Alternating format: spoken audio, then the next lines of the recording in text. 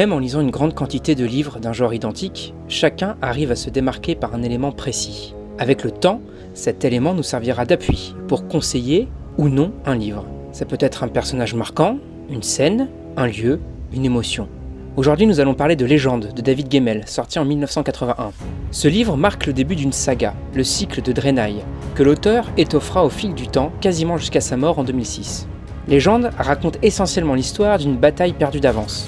Un envahisseur de 500 000 guerriers, Nadir, contre 10 000 soldats de l'Empire Draenei. La bataille décisive se joue à la forteresse de Dros Delnoch, seul passage entre deux chaînes de montagnes infranchissables, pour une armée ennemie. Si la forteresse tombe, c'est une porte ouverte au Nadir pour envahir l'Empire Draenei. Nous suivons entre autres deux personnages principaux. Tout d'abord Rek, un jeune vagabond, ancien officier, qui devra combattre à Dros Delnoch pour son grand amour, malgré toute la folie que lui inspire cette bataille. Et ensuite Drus, une légende vivante, devenue un ermite soixantenaire qui descend de sa montagne une ultime fois pour le dernier combat de sa vie.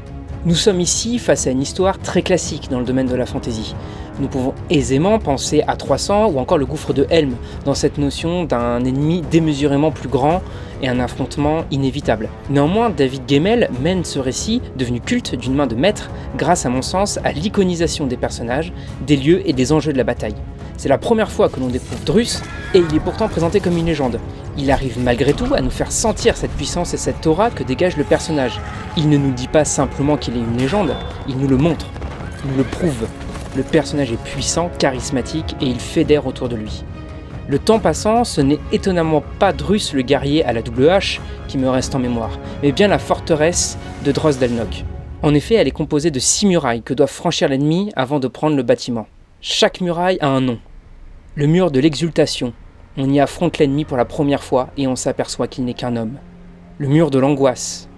Si on n'a pas réussi à tenir le premier mur, pourquoi réussirait-on à tenir le second ?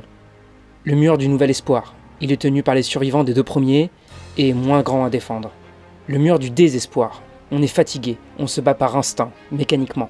Le mur de la sérénité.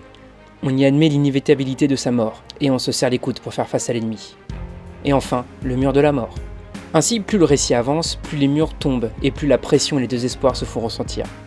Visiblement, l'auteur a appris en 1976 qu'il avait potentiellement un cancer. Il se lança alors dans l'écriture d'un livre appelé à l'époque « Le siège de Dros Delnoch ».